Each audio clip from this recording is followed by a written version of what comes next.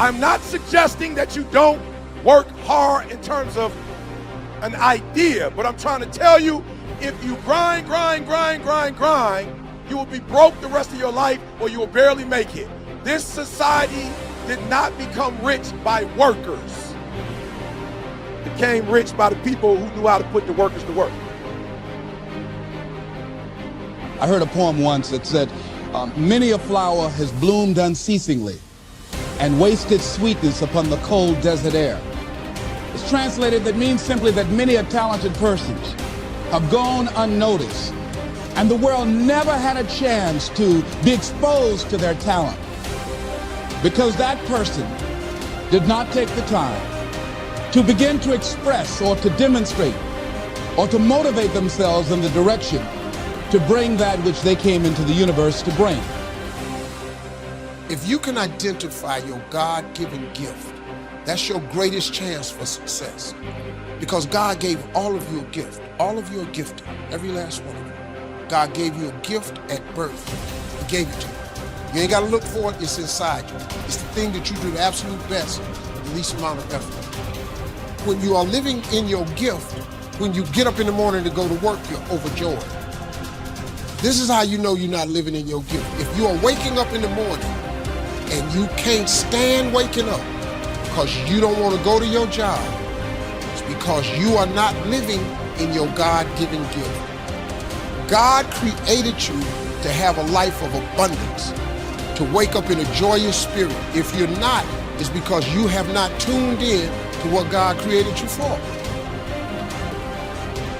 The separation of talent and skill is one of the greatest misunderstood concepts for people who are trying to excel, who have dreams that want to do things. Talent you have naturally. Skill is only developed by hours and hours and hours of beating on your craft. Life is not just watching the clock tick away. Life is a collection of experiences. Their intensity, their frequency. Whatever the span of your life turns out to be, here's what you want to fill it up with: experiences and the intensity of those experiences. Here's one of the best ones we covered earlier. When should you start building this hotel? Answer: as soon as you have it finished. When should you start the day? As soon as you have it finished. Plan the day the best you can, leaving plenty of room for improvising and surprises and all the stuff that happens during the course of the day.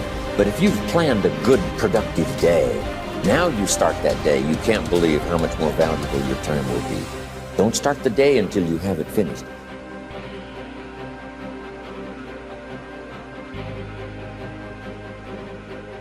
Weak people are a problem in general. And I don't mean physically weak, I mean cowardly, let's say, and deceitful, because I'm thinking it more in terms of moral weakness. Well, there's a variety of reasons. First of all, if you can't support your own weight, let's say, then someone else has to do it. And that's not good.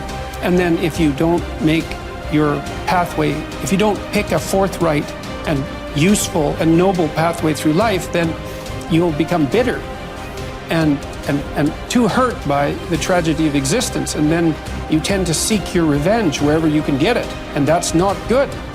So it's a mistake on all fronts. It's not good for you, it's not good for your family, it's not good for the community. It's certainly not a good medium to long-term strategy, because life is very, very difficult, and you have to be prepared for that. And I had a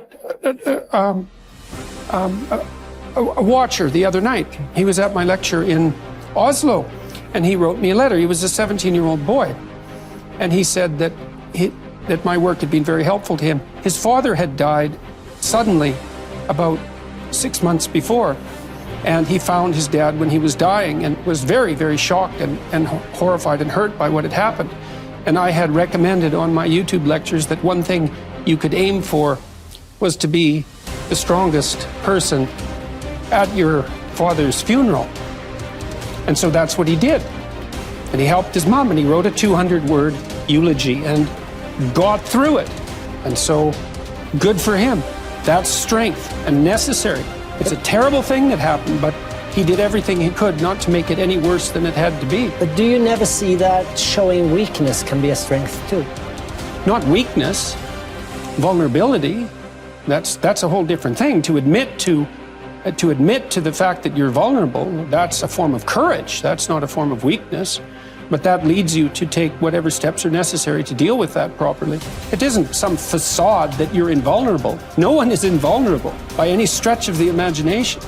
And to stand up and face that is the best route that you have. When I made this transition into the business world, what I discovered was, as you were talking a moment ago, you feel the tug on your heart, the kind of like, wow, I started here and now I'm over here. Here's what I believe. I believe that as you follow your dream, it gets bigger.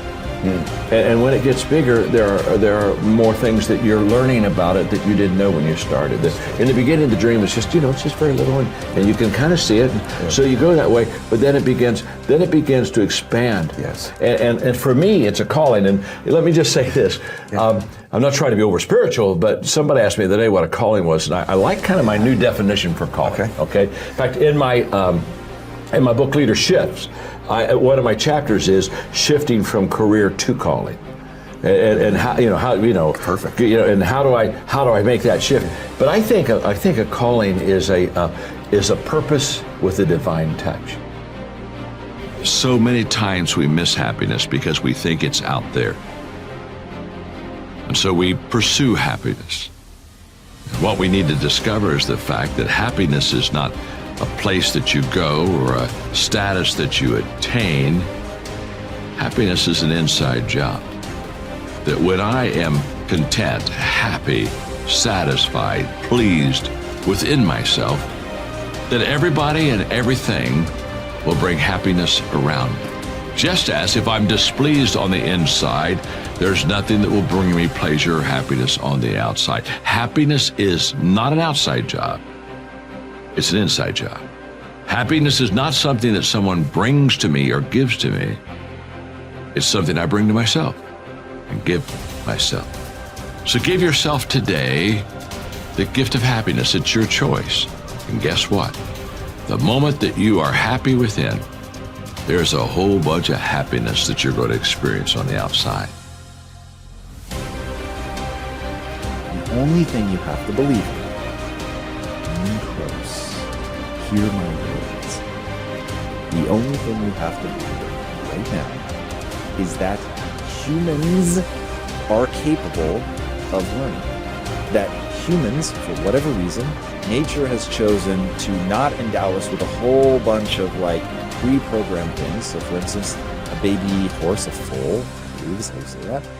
When they're born, they can already walk. Literally, boom, they come out and they're walking and all is well, because that's all hardwired into them. But a horse is a horse is a horse, and they're going to stay a horse, and that's that. And you're never going to find a horse reading Chaucer, just not going to happen. So that's all those decisions are pre-wired. Humans, on the other hand, come out, they cannot take care of themselves. They're a lump of flesh. They basically know how to suckle, and that's sort of the extent of it. But now humans have the ability to go in all these crazy different directions, and they can learn to become an astrophysicist, they can learn to become a carpenter, a doctor, an astronaut. Like, the number of directions that humans can go in is crazy. The amount of what was once known as junk DNA we now know as epigenetic signaling. The way that we can respond in all these different directions to our environment, the things we choose to focus our energies on, is truly unique to humans, is just absolutely astonishing. So understanding that that's baked into the human animal is the ability to learn and go in any direction. So once you realize that humans are adaptation machines, that we can learn anything, now it's like, okay, whatever you want to do, you can do it as long as you're willing to pay that price. I'm not saying that it's not going to be hard. It is going to be very, very hard. I'm just saying that it is doable and that you will receive a return on investment in your energies. And that's what people need to know and believe to the core of their being, that my time in this direction will be rewarded. Now, here's where people f themselves up. There is this retarded debate about whether or not it is hey, am I pre-programmed? I'm good at math, and so that's it, and I should go do things that are math, or I'm good at verbal, and I should go do things that are verbal. I'm naturally gifted as an athlete, so I should go be an athlete. Look, I'm not saying people don't get early wins. People get early wins. And if you happen to love the thing that you're getting early wins, and that's awesome, man. And you will find it just a little bit easier. You've got a headwind or a tailwind, I guess, a tailwind. You have a tailwind. And so that, yeah, love that. But if the thing that gives you the most energy in life is something that you have no natural inclinations for, you'll learn that. When I say that I have zero natural ability as an entrepreneur, I mean zero. I had to learn everything from not being lazy to problem solving, to overcoming my paralyzing fear, to look at world like a puzzle, dealing with anxiety. Literally, it was comical as I was going down my journey in the beginning as an entrepreneur to figure this out. Ridiculous. And then I meet people who are like ripping flowers out of people's front yards and selling them back to them. Like, when I say that was not me, I had a paper route and I was so chicken to go up to people's doors that I actually only got half the money that I could have gotten for the same paper route, the same amount of effort, but because I was so afraid to go knock on people's doors and ask to collect the money that was due, that for like 2 years, I did a paper route for half the money. Okay, that's how spastic of an entrepreneur I was when I started. So you can learn this stuff. Now, my goals demanded that I learn entrepreneurship, so I learned it. So that's what I want people to understand. What is your goal? Work backwards from there.